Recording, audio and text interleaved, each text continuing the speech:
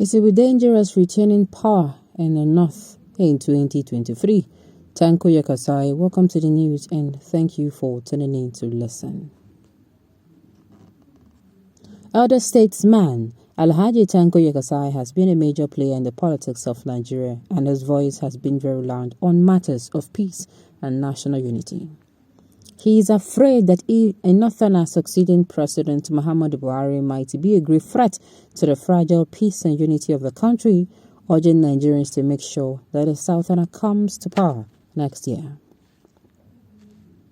He also spoke on the threat to impeach Buhari, saying that members of the National Assembly are not serious, arguing that even if the legislators had good reason, they do not have enough time to engage in the exercise.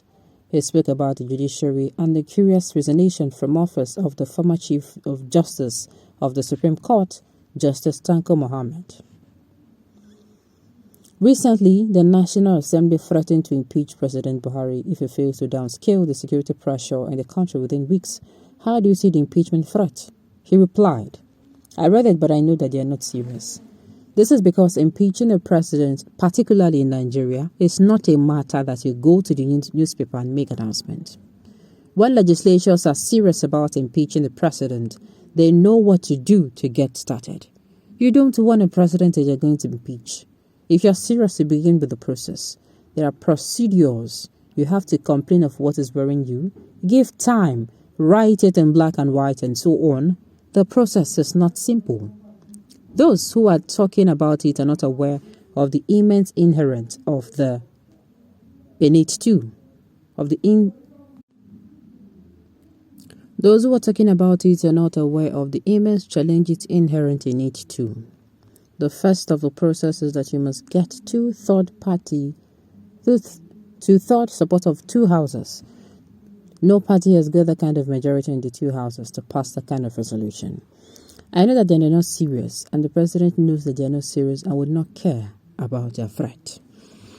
How do you relate to the subtle role the Senate president played, trying to protect the president and the executive during the attempt to raise the issue in the House?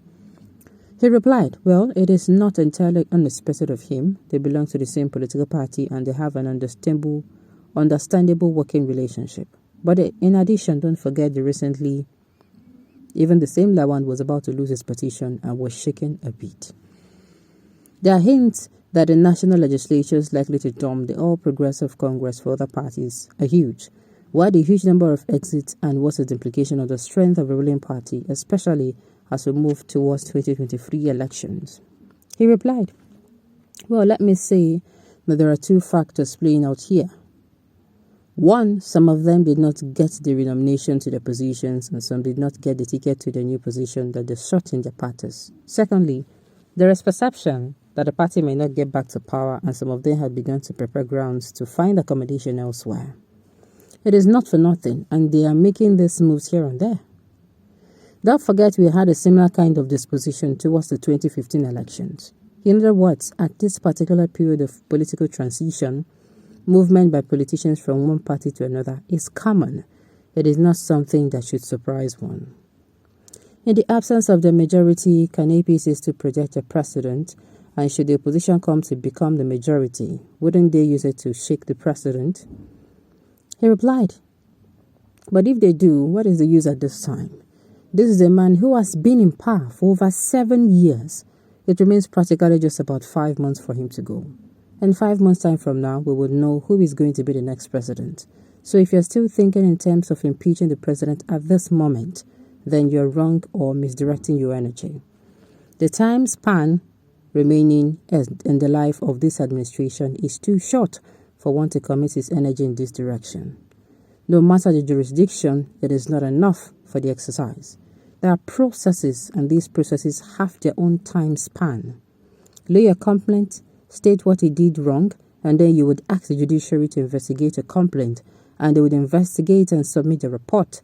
And then the process of moving the motion and adopting the motion, and it requires 2/3 majority, which I know is not a tea party. Getting such a number of votes at the Nigerian setting against a sitting president, or in this present circumstance, is not going to be easy. Recently, the Chief Justice of Nigeria, Justice Ibrahim Tanko Mohammed, resigned his position days after his colleagues at the Supreme High Court slammed him with a list of weighty allegations. How do you relate to this resignation coming days after these complaints were made against him? He replied, "Right from the beginning, I had this belief and I knew it is true, and today my fears has been confirmed. I have always felt that President Buhari brought in that man, Tanko, to serve a particular purpose. And if you remember, there was somebody who was supposed to be the Chief Justice of Nigeria, and Buhari refused to nominate him. And if you also remember the circumstances that paved before his nomination to that position, you understand my suspicion. I have read a lot about Buhari. Yes, I'm not very close to him, but I've watched him carefully. Even at the time when they conspired to remove the democratically elected government of President Shehu Shagari, I watched him carefully and I came to understand him well enough. I had said it before that he may not have the capacity, but that does not mean he's not clever enough to find his way to where he wants to reach. And he has done it. The two scenarios have played out. He's lacking the capacity to rule the country, but he was clever enough to get to where he is aiming to reach. I know the process. He knew the case of the election, the process would naturally end up at the Supreme Court, and he was not sure about the other man, the man from Cross River State. So he got rid of the other man, and then he put this one to do his bidding, and the matter went to the Supreme Court. He got what he wanted, and now what is happening has reached a stage where his Tanko-owned colleagues, this is the first time in the history of this country, and in my own opinion, in any country that I know where a justice of a Supreme Court would come together and lay a complaint and writing against the Chief Justice of a country. Now it has happened, so he served his own purpose and he can go.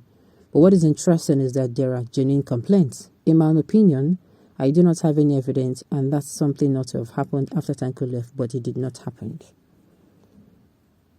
What do you think ought to have happened? He replied, "I said something. Let us leave it at that." Outside accusation from his colleagues, do you think that something ought to have happened because there was an allegation around the son in the media at the time he resigned? Simply put, don't you think his tenure ought to be investigated? Well, what I think is that I think that time will solve this problem. Certainly there must be something more serious than that they're avoiding to bring to the public. But this is Nigeria. By this time next year, we'll have a new president. Only God knows what will happen. There are other things that will probably come up after the change of guard next year. As I say, let us take them one at a time. Sit around the judiciary with all this, can we really trust them? Especially as election period is usually characterized by a lot of litigations. He replied, "I don't want generalization. I think the issue of making Nigerian judiciary to sit up would come up when we have a new government. There is no doubt in my mind that a new government will make efforts to get the judiciary to sit up and stop playing the role that it ought to be playing.